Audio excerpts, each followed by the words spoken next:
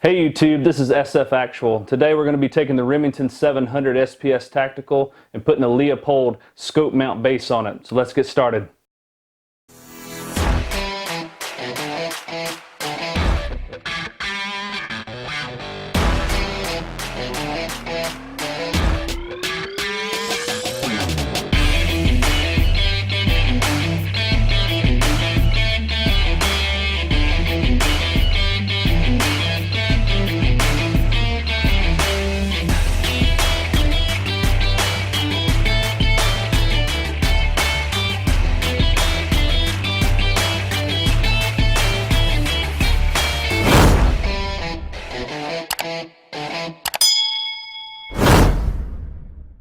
Now before we get started on this build, you're going to need a torque wrench. The wrench that I'm going to be using is the Wheeler fat wrench. I'll have it in the parts description if you would like to order one for yourself. This is just a great wrench overall. I also have our Leupold. This is the Leupold 20 MOA rail. It's a one-piece. Leupold also makes a two-piece. And this is the short action version because we're going to be putting it on 308. And lastly, something a lot of people don't know about is actually taking rim oil or any type of other oil and placing it underneath on where it's going to be mounted to the rifle itself. And what that prevents is rust from happening, especially if you're using Loctite or some type of Threadlocker, and you're not going to be taking this off anytime soon. It's always good to have some type of oil that sits under there to prevent rust. So we're going to be putting that on as well. Now the Threadlocker I'm going to be using is Permatex. You can use Loctite. There's different other brands out there.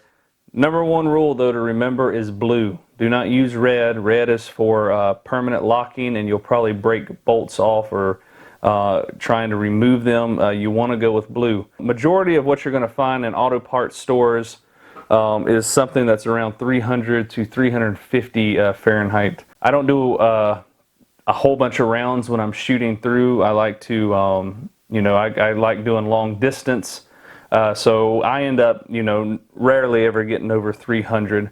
But if you want some high temperature stuff, I'll put some in the link, in the description below, some links that you could purchase high temperature if you're wanting. That would get you up to the 600 Fahrenheit range. So this is going to have 4 holes. 2 are going to be a little bit further away from each other than the other 2. The 2 closest to each other, that's going to be on the back side. What I'm going to do is spray a little bit of oil on my finger, and I'm just going to rub it where the mount is actually going to be sitting on the rifle.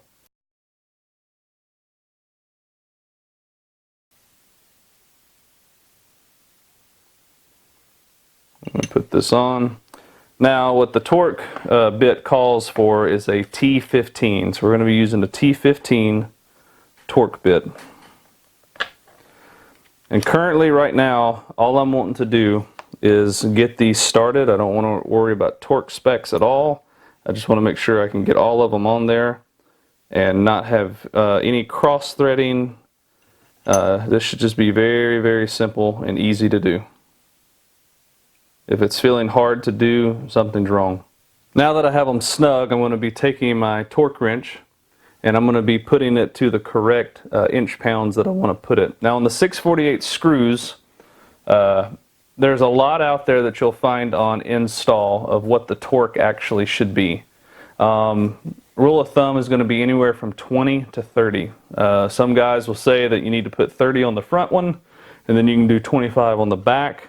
I like to do anywhere from 25 to 30. And if you've seen the other video where I was actually doing the Magpul install, I discussed the Wheeler torque wrench at length, that all of these do have slight variances within them.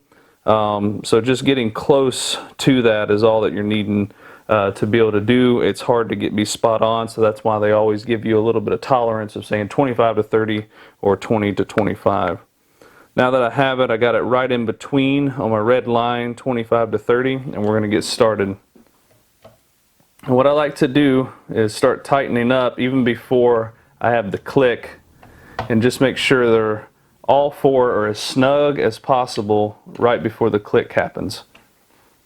And then I'm going to start at the front, turn until I hear the click. I'm going to work all the way to the back, to the middle, front, to the middle back. And you'll learn this about me, I always like to double check my clicks.